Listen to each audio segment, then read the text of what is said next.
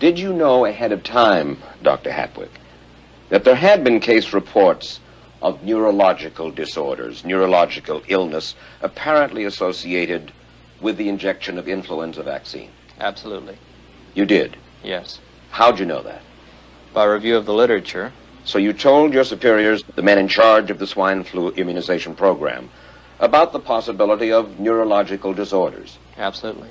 What would you say if I told you that your superiors say that you never told them about the possibility of neurological complications? That's nonsense. I can't believe that they would say that they did not know that there were neurological illnesses associated with influenza vaccination. That simply is not true. We did know that. I've said that Dr. Hatwick has never told me of his feelings on this subject. Then he's lying. I guess you would have to make that assumption. Then why does this report from your own agency, dated July 1976, list neurological complications as a possibility? I think the consensus of the scientific community was that the evidence relating neurologic disorders to influenza immunization was such that they did not feel that this association was a real one. You didn't feel it was necessary to tell the American people that information? I think that over the years we have tried to inform the American people as fully as possible. As part of informing Americans about the swine flu threat, Dr. Sensor's CDC also helped create the advertising to get the public to take the shot. Let me read to you from one of your own agency's memos planning the campaign to urge Americans to take the shot. The swine flu vaccine has been taken by many important persons, he wrote.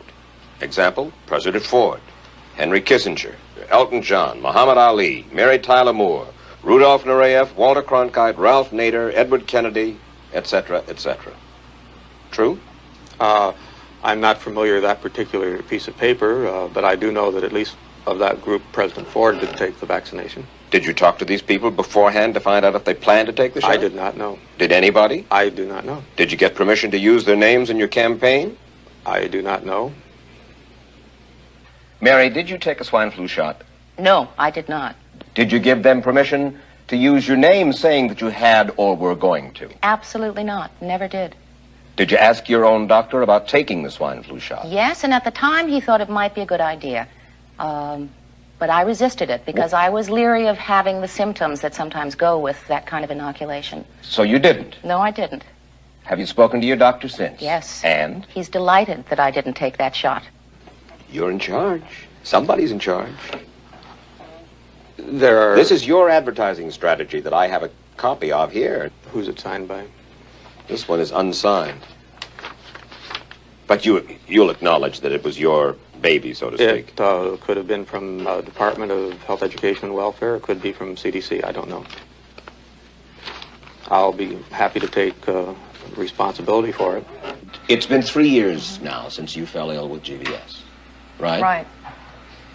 Has the federal government, in your estimation, played fair with you about your claim? No, I don't think so. It seems to be dragging on and on and on, and really no end in sight that I can see at this point. With respect to the cases of Guillain-Barré, allegedly... Former Secretary of HEW Joseph Califano, too, was disturbed that there was no end in sight. So a year and a half ago, he promised that Uncle Sam would cut the bureaucratic red tape for victims suffering from GBS and would pay up quickly. We shouldn't hold them to an impossible or too difficult standard of proving that they were hurt. Even if we pay a few people a few $1,000s that might not have deserved it, I think justice requires that we promptly pay those people who do deserve it. Who's making the decision to be so hard-nosed about settling? Well, I assume the Justice Department is. Griffin Bell before he left? Well, the Justice Department agreed to the statement I made. It was cleared word for word with the lawyers in the Justice Department by my HEW lawyers. And that statement said, in effect?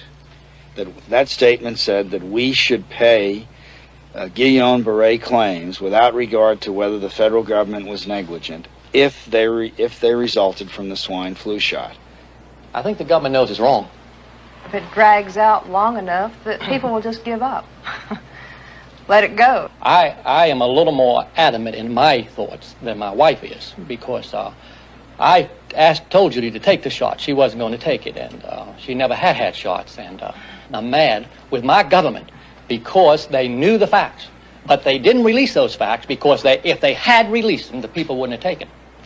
And they can come out tomorrow and tell me there's going to be an epidemic, and they can drop off like flies next to me. I will not take another shot that my government tells me to take. Meantime, Judy Roberts and some 4,000 others like her are still waiting for their day in court. Now, there was someone in New York watching the program who didn't like a gentleman called Gambino. Gambino is about 70 years old, the mafia boss. He thought, now this is a great idea. So he got someone to persuade Gambino to have his flu shot, and Gambino promptly dropped dead. And the newspaper headings at the time actually said, "Mafia flu jab conspiracy."